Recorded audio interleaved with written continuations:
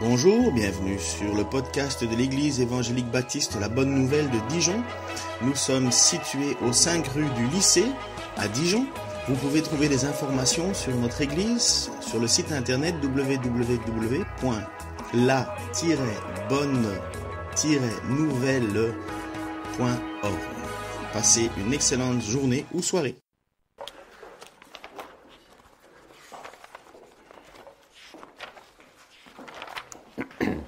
J'espère que vous avez encore la force d'écouter un moment. OK. Vous savez que nous sommes rentrés ensemble dans l'évangile de Marc, dans une série de messages. On en a eu un premier qui a donné un peu l'introduction de l'entier de l'évangile de Marc, avec aussi qui il était, l'auteur. Un deuxième message qui a présenté aussi toute la signification du démarrage de la vie du ministère de Jésus au travers du baptême, en étant avec Jean-Baptiste. Et puis aussi un troisième message que vous vous en rappelez encore, que Geoffrey a donné, sur le fait où, en fin de compte, Jésus était là, au bord de la mer, et en regardant, il a vu les pêcheurs qui étaient en train, les uns de tirer les filets, les autres de réparer des filets, et il les a appelés en leur disant « Toi, suis-moi ».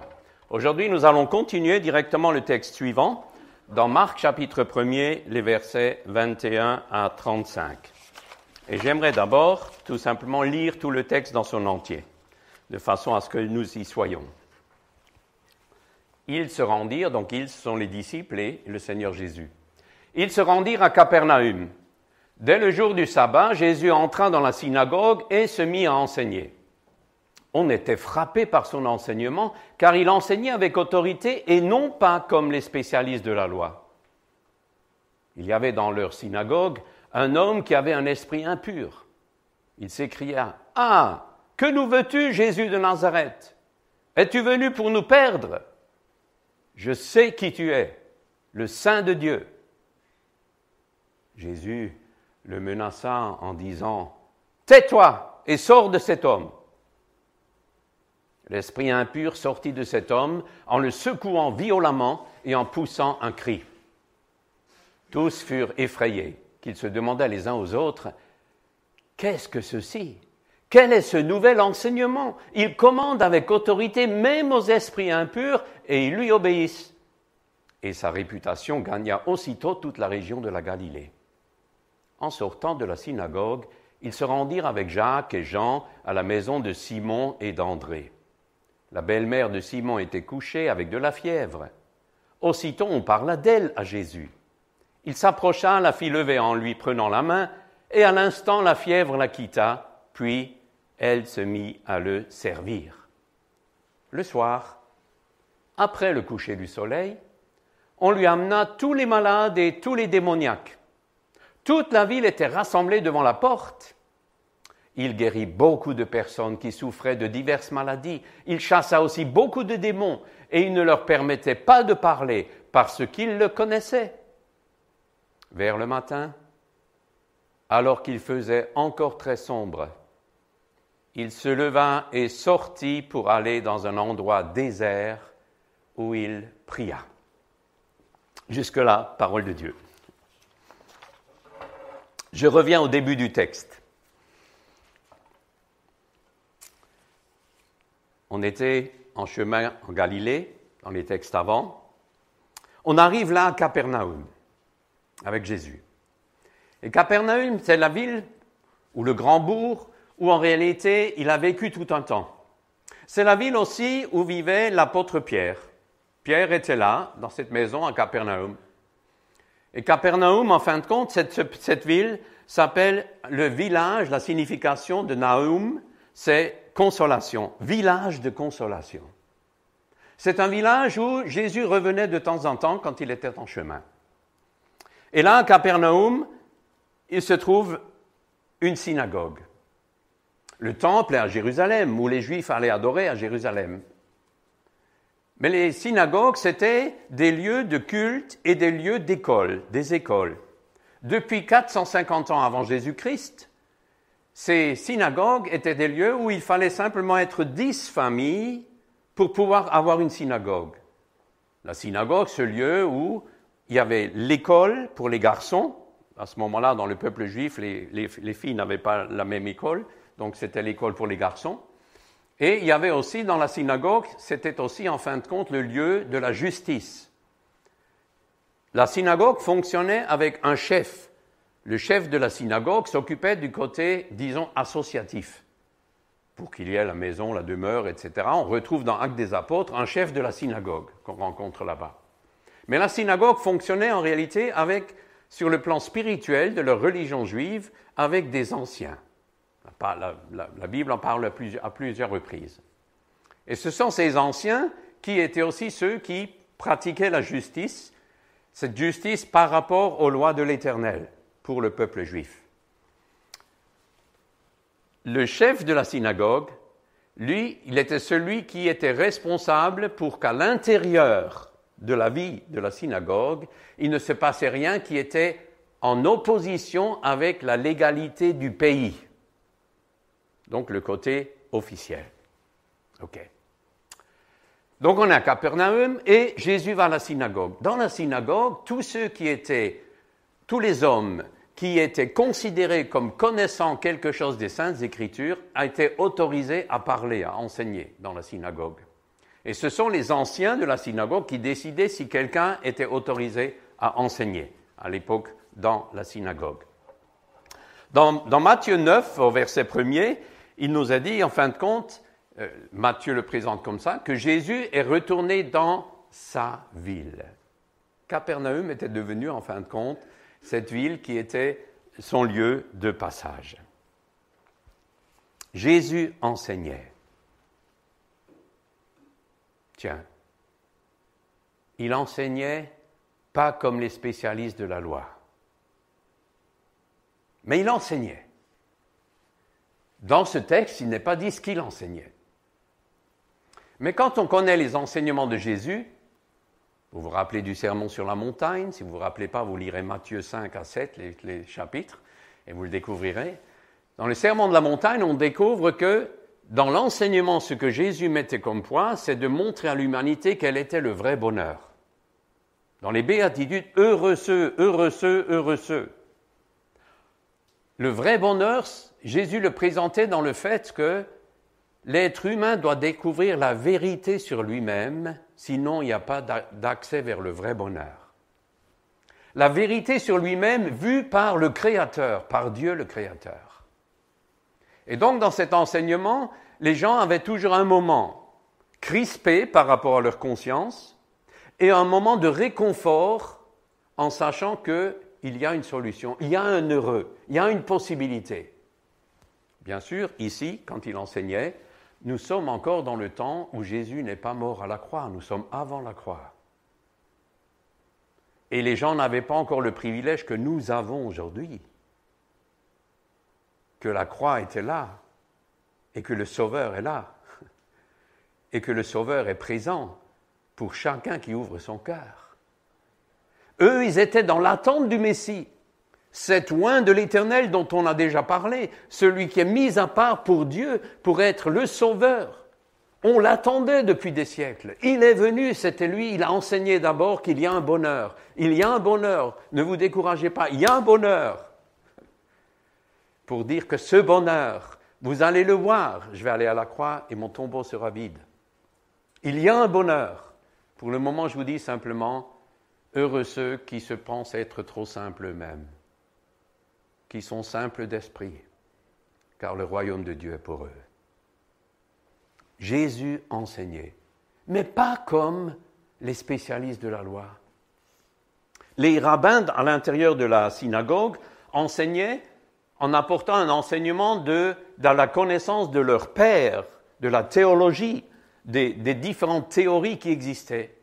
Et aussi, comme il y avait différentes écoles qui avaient des nuances qui se contredisaient, ils enseignaient pour prouver qu'une nuance était meilleure que l'autre. Et l'enseignement alors dans la synagogue par les pharisiens était souvent quelque chose où le peuple était mis sous une chape, une difficulté en se disant « mais c'est compliqué notre truc, mais qui va comprendre ?» Et en fin de compte, personne ne peut le mettre en pratique, c'est beaucoup trop exigeant. Il enseignait avec autorité. Juste pour dire, c'est très intéressant que cet enseignement reconnu avec autorité est placé avant le fait qu'il y a eu des miracles. Ce n'est pas à cause du miracle. Il enseignait avec autorité. Et quelle était cette autorité? C'est que quand il enseignait, le monde invisible négatif, le monde diabolique ne supportait pas l'autorité de Jésus. Il était en train d'enseigner, on ne savait pas encore dans la synagogue qui il était vraiment. Mais étant Dieu, Jésus est placé avec la vision du monde invisible. Dès la création de l'univers, et ensuite après la chute, vous le savez, il y a eu cet ange merveilleux qui est devenu Lucifer, le diable, qui voulait être comme Dieu. Et cet ange merveilleux qui voulait être comme Dieu n'avait plus qu'une idée et qu'un projet, c'est de blesser continuellement et d'anéantir le plan de Dieu. Il voulait être comme Dieu, plus grand que Dieu même.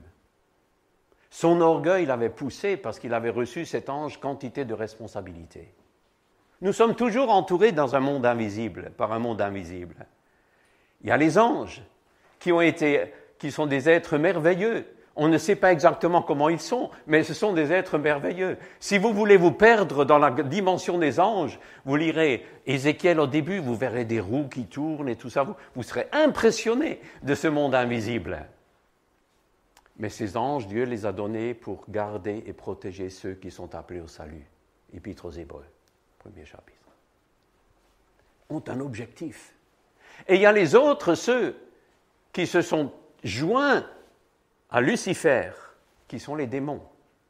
Les démons, ce sont des esprits qui cherchent des corps pour y pénétrer et pour les utiliser. Des corps d'humains et des corps d'animaux. Vous vous rappelez de ce texte où il y a tout un troupeau de cochons qui sont rentrés dans le lac. Hein? Ce sont donc des esprits qui cherchent des corps. Ici, pendant que Jésus parlait, voilà quelqu'un qui crie. Ah là, dans cette synagogue, il n'y avait vraiment pas un bon service d'ordre, hein, je trouve. C'était un peu minable. On aurait pu de suite le prendre au callback et le sortir, le gars. Mais le problème, ce n'était pas l'homme. C'est même pas l'homme qui parlait.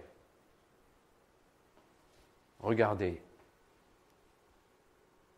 Il y avait dans leur synagogue un homme qui avait un esprit impur. Il criait « Ah, que nous veux-tu, Jésus de Nazareth? Es-tu venu pour nous perdre? Je sais qui tu es, le Saint de Dieu. » Jésus le menaça en disant « Tais-toi et sors. » Vous pensez que c'est l'homme qui est sorti? Non. Le « Tais-toi et sors », c'était pour l'esprit. L'homme était toujours là. Le monde invisible, les démons, les esprits mauvais cherchent des vies humaines pour y pénétrer et pour y mettre un siège, un blocage dans leur existence.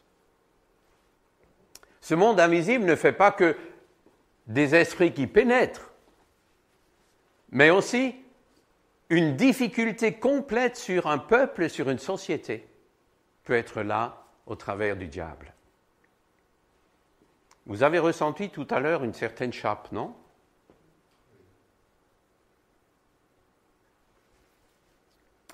J'ai souvent eu des temps comme ça, non, je vous parle d'expérience personnelle, vous pouvez les remballer ou les jeter, hein?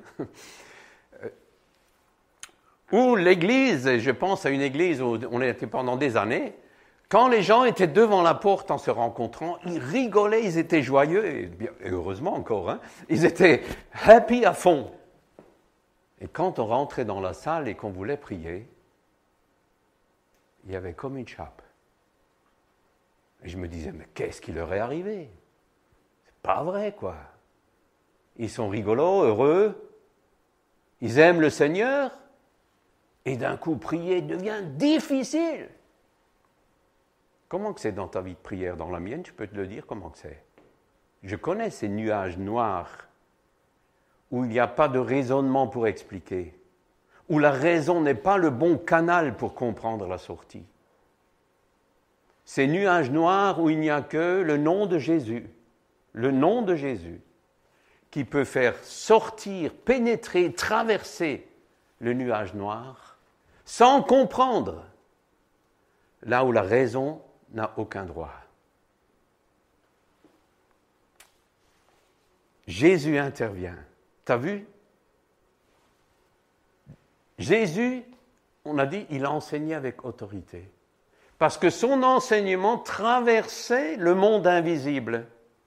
Son enseignement faisait que ceux qui étaient encore bloqués par le diable ressentaient dans leur vie profonde quelque chose qui commençait à être très difficile à supporter. Excusez-moi que je parle encore d'expérience, mais dans différentes fois dans mes années de ministère, en prêchant simplement le Christ crucifié, une personne ou l'autre dans le public commençait à crier, à se lever, à lancer les chaises et à partir. Ce n'était pas la réflexion. Ce n'était pas un problème de connaissance. C'était parce que l'autre esprit était là en train de ne pas supporter le message de la croix de Jésus. Jésus intervient. Je trouve ça formidable, cet amour du Seigneur. Ça me renverse toujours à nouveau, cette compassion.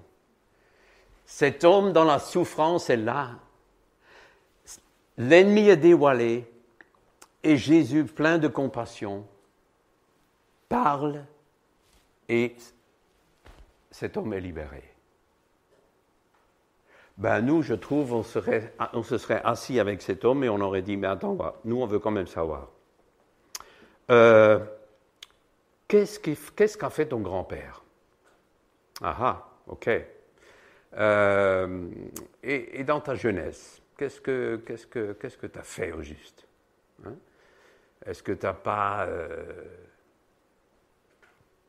Parce que c'est pas normal, ce qui t'arrive, tu vois, c'est pas normal.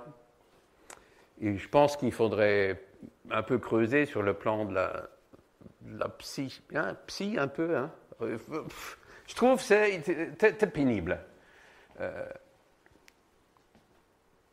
C'est vrai, si quelqu'un est ici qui a pratiqué l'occultisme, si tu as touché à la cartomancie ou au pendule ou à d'autres éléments, à l'horoscope, juste pour jouer, tu sais.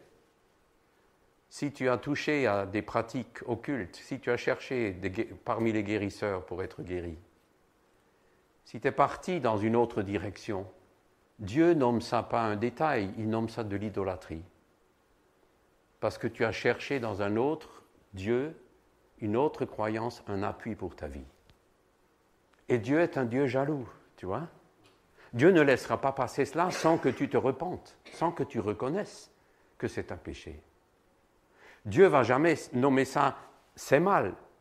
Il va nommer « non, c'est un péché ». Jésus n'est pas mort à la croix pour le mal. Il n'est pas mort à la croix pour un mauvais caractère. Mais si le mal est nommé péché, si le mauvais caractère est nommé péché, alors il est mort pour ça. Alors il y a une délivrance. Alors il y a une possibilité d'en être débarrassé. Si c'est ton cas,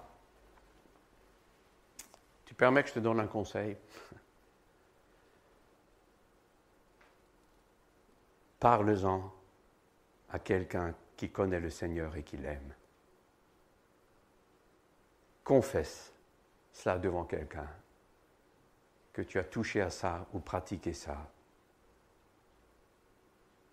Et demande pardon au Seigneur devant cette personne pour avoir un témoin. Tu sais, un témoin devant ce monde invisible. Là, je suis avec vous, je sais que les anges sont là, je sais que les démons écoutent aussi. Mais ce monde invisible a besoin d'un témoignage, d'entendre quelle est ta position. Il veut savoir, le monde invisible, à qui tu appartiens. Et quand il le sait, c'est pour ça qu'il t'arrive encore ces nuages noirs. Parce que quand il sait, que tu veux vivre pour le Christ, tu deviens dangereux pour lui, pour l'ennemi. Et il voudrait absolument que tu n'utilises que ton intelligence pour t'en sortir. Et Dieu te dit, utilise la foi dans l'Écriture. Il n'enseignait pas comme les pharisiens. Il enseignait avec autorité. Il enseignait de façon à ce que dans son enseignement, dans sa parole, il y a la force de la délivrance. La force de la délivrance. Frappé par son enseignement. Ils étaient tous effrayés, ceux qui étaient autour. Quel est le nouvel enseignement? Non, il n'y a pas de nouvel enseignement pour les délivrances. Il n'y a pas de nouvel enseignement pour comprendre ce qui s'est passé. Il y a juste une personne. Il y a juste Jésus. Le réflexe des religieux, c'est de chercher de suite. Ah, mais quelle est... Oh là, il doit y avoir une formule. Tu vois? Il y a un enseignement, il y a une formule, ça marche. Quel est ce nouvel enseignement qui nous apporte? Non. Jésus apporte Dieu. Il est Dieu. Il apporte sa personne, cette personne qui triomphe sur toutes les forces adverses. Ce qui est merveilleux ici, c'est cette réalité de la victoire que Jésus apporte. Et cet amour qu'il a pour cet homme. L'autorité. Pourquoi Jésus a tellement d'autorité? Bien sûr, parce qu'il est Dieu. Comment se transporte l'autorité spirituelle? Dieu la donne. C'est Dieu qui donne l'autorité spirituelle. Et il la donne là où il trouve un cœur qui est prêt à reconnaître qu'il n'est rien, comme on l'a dit tout à l'heure, qui recherche l'humilité, qui recherche à s'effacer. Un cœur qui est ouvert à ce que Dieu utilise quelqu'un qui est faible. L'autorité spirituelle n'est pas liée à la force de l'être humain.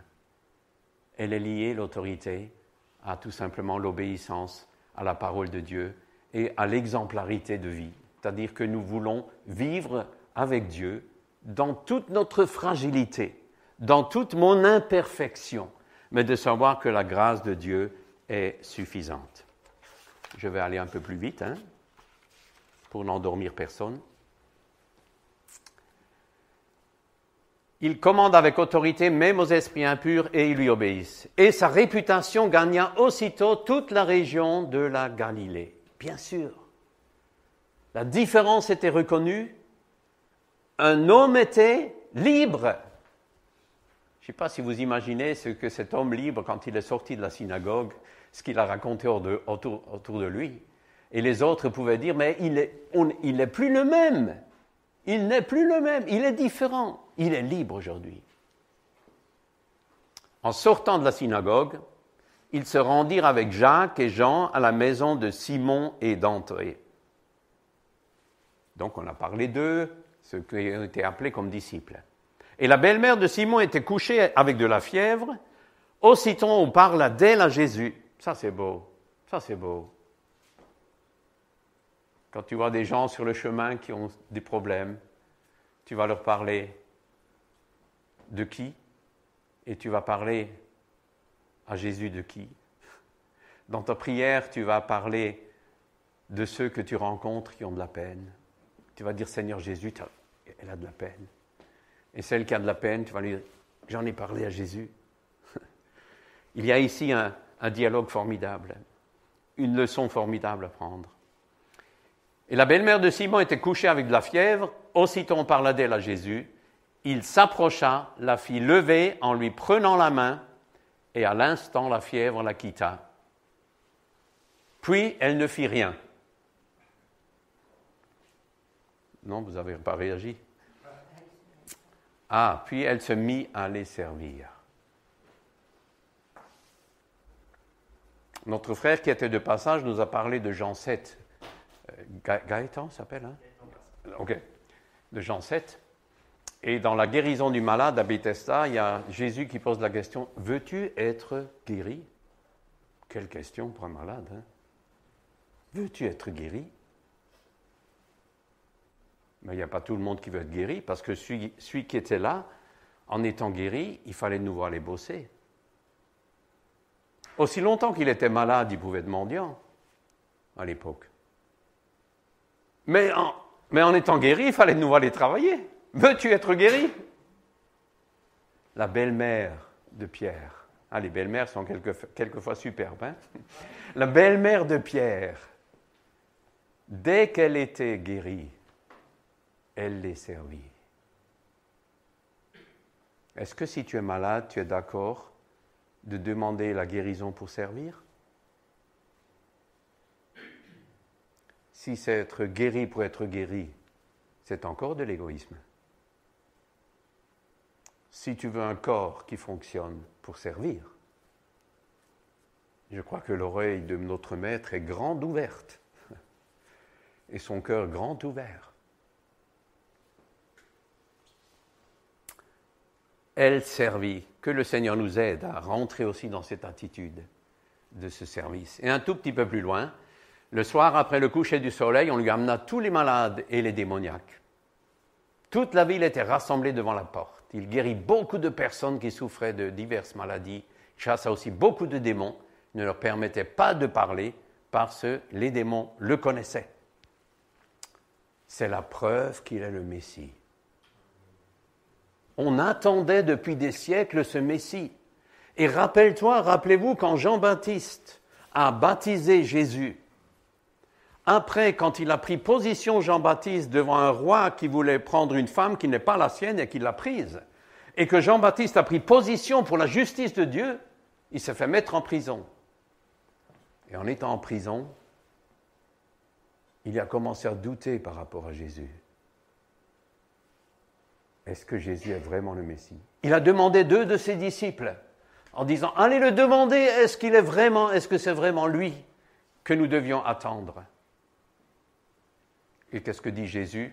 Vous connaissez certainement le texte. Jésus dit, allez lui dire, les aveugles voient, les sourds entendent. Allez lui dire mes miracles. Parce que Jean-Baptiste attendait le Messie, il voulait des preuves concrètes que c'est le Messie.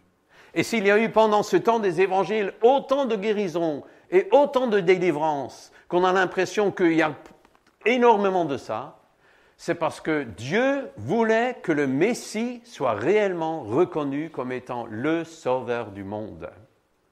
Ça ne veut pas dire que ces dons sont passés. Ça ne veut pas dire qu'il n'y a pas de délivrance aujourd'hui. Ça ne veut pas dire que Dieu ne guérit pas aujourd'hui.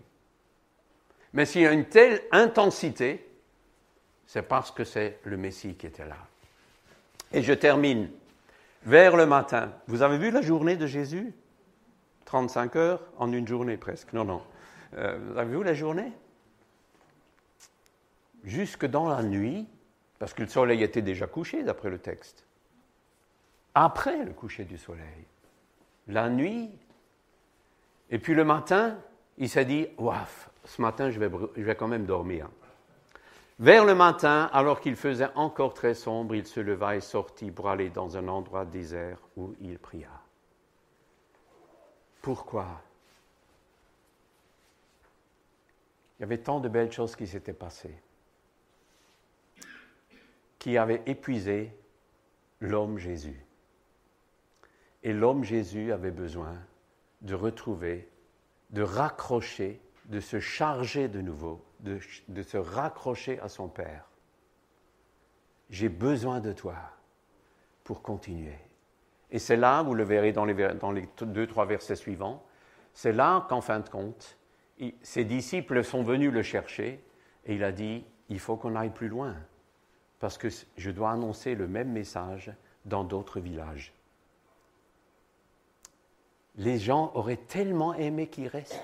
Imagine, tout le monde peut être guéri, on peut chasser tous les démons, restez avec nous, reste là Jésus, surtout ne pars pas de notre bled, t'es bien là. Non.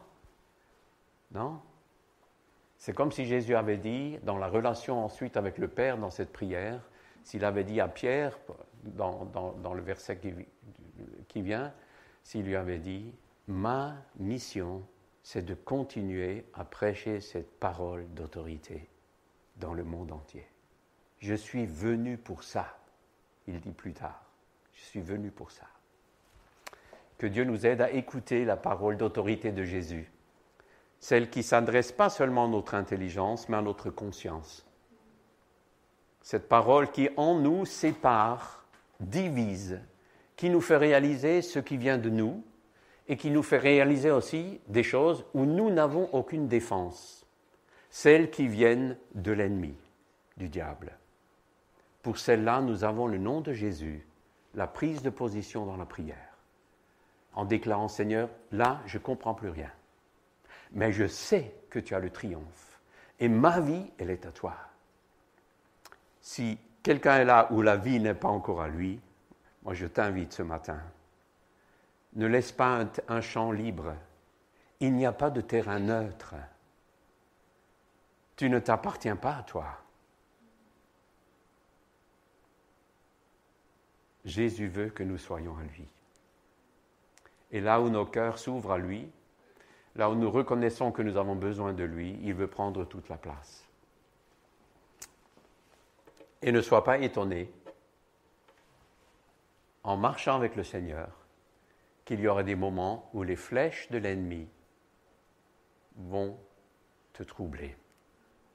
Je ne le dis pas pour te troubler, mais je le dis simplement par vérité, puisque dans Paul aux Éphésiens, dans son dernier chapitre, nous avertit que nous avons toute une armure pour tenir ferme dans cette bataille spirituelle dans laquelle nous savons que notre Maître est victorieux. Il reviendra et c'est lui qui a la victoire et il garde la victoire. Seigneur, je te remercie parce que tu es le Dieu de la victoire. Je te remercie beaucoup, Seigneur, pour toutes les vies que tu as délivrées au travers de tous les siècles, encore aujourd'hui, Seigneur. Pour toutes ces âmes qui un jour ont crié à toi et qui ont découvert qu'ils ont besoin de toi pour être libres, pour vivre pour toi. Seigneur, tu es le roi des rois, le Seigneur des seigneurs. C'est toi, Jésus, qui à la croix, lorsqu'il faisait nuit, lorsque tous les ténèbres étaient autour, qui a enduré pour crier « Tout est accompli ». Tu es le victorieux. La victoire sur la mort, la victoire sur le diable, c'est ta victoire, Jésus. C'est ton nom qui doit être glorifié. Et pour nous, Jésus, c'est ta grâce qui nous suffit. C'est ton amour qui nous suffit. C'est ta vie, ta vie. Merci beaucoup, Jésus. Amen.